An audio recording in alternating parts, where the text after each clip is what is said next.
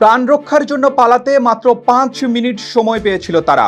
আধুনিক অস্ত্রে সজ্জিত প্রধানমন্ত্রীর নিরাপত্তা দায়িত্বে থাকা স্পেশাল সিকিউরিটি ফোর্স এসএসএফ সর্বাধুনিক অস্ত্রে সজ্জিত এই বাহিনীর নিশ্ছিদ্র নিরাপত্তা বলয়ে থাকেন রাষ্ট্রপতি, প্রধানমন্ত্রীর মতো ভিভিআইপিরা। সদ্য সাবেক প্রধানমন্ত্রী শেখ হাসিনার আবাসস্থল গণভবনের চারপাশে এসএসএফের নিরাপত্তা প্রাচীর এতটাই শক্ত ও জালের মতো সূক্ষ্ম ছিল যে পিঁপড়া বের হওয়া ছিল ভীষণ কঠিন। অথচ গণভবনের এই শক্ত নিরাপত্তা বলয়ে গত 5 আগস্ট এসএসএফ নিজেই হয়ে যায় অসহায়, অনিরাপদ। পদত্যাগী প্রধানমন্ত্রী যখন এদিন দুপুরে পালিয়ে যাচ্ছিলেন ভারতে, হাজারো মানুষের স্রোত তখন ছুটে আসছিল গণভবনের দিকে। তখনও সেখানে অ্যাসল্ট রাইফেল, স্নাইপার রাইফেল, ফ্ল্যাশব্যাং গ্রেনেডের মতো অত্যাধুনিক অস্ত্রে সজ্জিত ছিল এসএসএফ। কিন্তু ফুটন্ত আগ্নেয়গিরির মতো প্রতিবাদী জনতার সামনে এসএসএফের অস্ত্র বারুদও হয়ে যায় বরফ গলা পানি।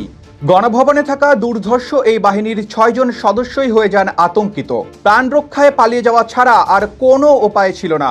হাতেও রয়েছে মাত্র 5 মিনিট সময়। কিছুক্ষণ পর ছাত্র জনতা একদিক দিয়ে ঢুকছিল গণভবনের প্রধান গেটে।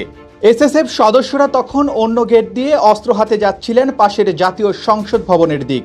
সংসদ ভবনে গিয়েও বিপদ কাটেনি। ভবনটির ভোল্টে নিজেদের বাহিনীর পোশাক অস্ত্র রেখে সাধারণ পোশাক পরেই বাইরে চলে আসেন এসএসএফ সদস্যরা। মিশে যান তারা জনতার স্রোতে। এভাবেই ঐতিহাসিক 5 আগস্ট রক্ষা পায় গণভবনে থাকা এসএসএফ সদস্যদের মূল্যবান প্রাণ। প্রাণ রক্ষা পেলেও গণভবন আর সংসদ ভবনের ভোল্টে থাকা এসএসএফ এর অত্যাধুনিক assault rifle, sniper rifle, flashbang grenade, anti drone system, বেতার যোগাযোগের ডিভাইস ও বিপুল পরিমাণ গোলাবারুদ লুট করে নেয় দুর্বৃত্তরা। গণভবনে এসএসএফ এর 2টি অত্যাধুনিক ভোল্ট থেকে 2টি SMG T56 রাইফেল, সাথে 9500 রাউন্ড তাজা গুলি আন্দোলনকারী বেশে নিয়ে যায় দুর্বৃত্তরা। জাতীয় সংসদ ভবনে এসএসএফ এর ভোল্টে থাকা 6টি পিস্তল ও 200 রাউন্ড গুলিও লুট করা হয়।